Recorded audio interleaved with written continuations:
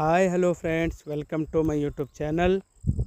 ಇದು ನಮ್ಮ ಸಿಟಿಗೆ ಸಮೀಪ ಮಳಖೇಡ್ ಅಂತ ಜಾನುವಾರುಗಳ ಸಂತೆ. ಈ ಸಂತೆಯಲ್ಲಿ ನೋಡಿ ಅಣಿಕಟ್ಟುಗಳು, ಗೆಜ್ಜೆಗಳು, ಗಂಟೆ, ಎತ್ತಿನ ಕೊರಳಲ್ಲಿ ಕಟ್ಟೋ ಗಂಟೆಗಳು ಇದ್ದಾವೆ. ನಾನು ಸುಮಾರು 15 ವರ್ಷಗಳ ನಂತರ ಇವತ್ತು ಈ ಸಂತೆಗೆ ಬಂದಿದೆ. ಇಲ್ಲಿ ನೋಡಿ ಕಿಲಾರಿ ಎತ್ತುಗಳು. ಇವು